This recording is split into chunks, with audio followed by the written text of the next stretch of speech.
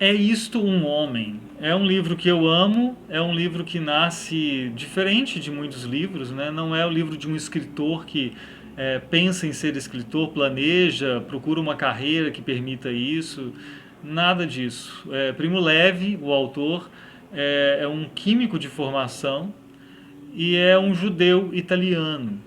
E por isso, por ser judeu, ele é levado a um campo de concentração durante a Segunda Guerra e sobrevive. Claro que ele leva consigo muito mais do que uma tatuagem simplesmente, mas sobretudo marcas interiores que levam esse sujeito a ter que trabalhar essas questões. Né? E ele diz que o livro, É Isto um Homem, surge a partir dessa necessidade. Eu leio um trechinho do livro em que ele conta justamente, né, o livro foi escrito, em primeiro lugar, portanto, com uma finalidade de liberação interior. Daí seu caráter fragmentário. Seus capítulos foram escritos não em sucessão lógica, mas por ordem de urgência. O trabalho de ligação e fusão foi planejado posteriormente. Ele escreve por isso, por uma necessidade pessoal interior primeiro, mas acaba cumprindo essa função de contar para a gente o que aconteceu, né? De relatar, de testemunhar. Né? De certa forma, é uma literatura de testemunho, tem um teor testemunhal muito grande. Não é uma pura ficção. E nessa tarefa de contar e de narrar, ele encontra até uma dificuldade que eu acho muito interessante de se pensar, que é a dificuldade de expressar na linguagem comum o que aconteceu num mundo totalmente pervertido, totalmente incomum. Eu leio mais um trecho então. Assim como nossa fome não é apenas a sensação de quem deixou de almoçar, né, nossa aqui dos que viviam aquela experiência no campo de concentração, nossa maneira de termos frio mereceria uma denominação específica. Dizemos fome, dizemos cansaço, medo e dor, dizemos inverno, mas trata-se de outras coisas.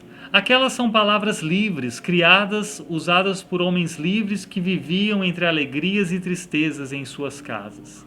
Se os campos de extermínio tivessem durado mais tempo, teria nascido uma nova, áspera linguagem, e ela nos faz falta agora para explicar o que significa labutar o dia inteiro no vento, abaixo de zero, vestindo apenas camisa, cuecas, casaco e calças de brim, e tendo dentro de si fraqueza, fome e consciência da morte que chega. É isso, né? O Primo Levi é surpreendente, assim, ele nos leva a ver o que a gente não quer ver, na verdade, né? E é curioso isso para mim. Às vezes ele consegue, com palavras, ser mais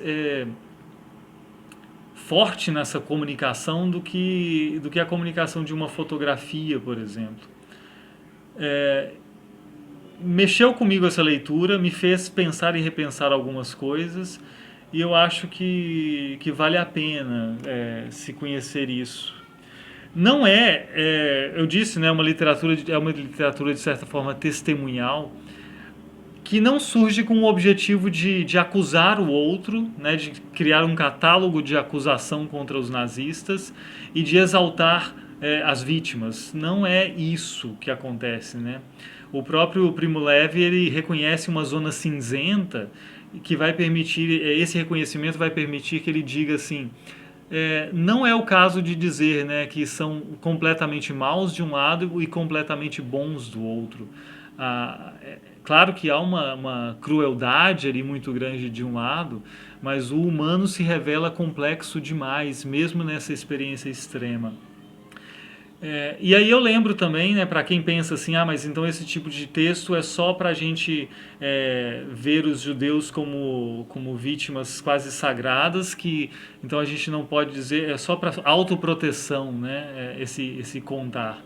E aí eu lembro de outro sobrevivente, o Eliezer Wiesel, ou Elie Wiesel, que diz no livro dele algo que também me chama a atenção. Ele conta assim, olha, nós falamos do que aconteceu não para proteger os judeus simplesmente, mas para evitar que aconteça de novo, não especificamente com o nosso povo, mas com qualquer povo.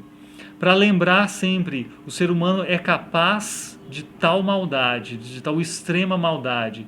E por isso, isso precisa ser lembrado, porque pode acontecer novamente, não necessariamente com os judeus, mas possivelmente na África com outros povos, ou na Ásia, ou em qualquer lugar, né? Isso precisa estar em nossa lembrança para isso ser vigiado.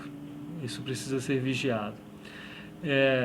Então, foi uma leitura para mim muito boa, muito enriquecedora, e eu convido quem quiser conhecer um pouco mais de perto, dizendo, né, não é aquela leitura que você vai ler na cama como um entretenimento, é uma leitura que vai te sacudir e mexe com você seriamente. Mas é um texto de um valor literário, a meu ver também, muito, muito considerável.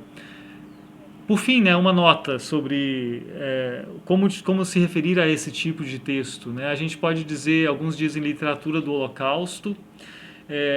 Eu prefiro, apesar de não ser unânime isso, dizer literatura da Shoah, porque o Holocausto, como alguns observaram, é um termo técnico que se refere a um sacrifício do Antigo Testamento.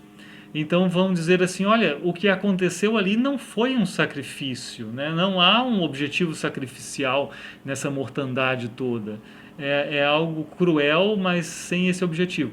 E Shoah significa devastação, né? Então a literatura da Shoah é uma opção, não é unânime, tem gente que vai dizer que também não é um termo adequado, mas eu acho significativo e respeitoso mudar, né? Embora alguns estudiosos judeus mesmo prefiram continuar dizendo literatura do Holocausto, ou se referindo-se a isso como Holocausto.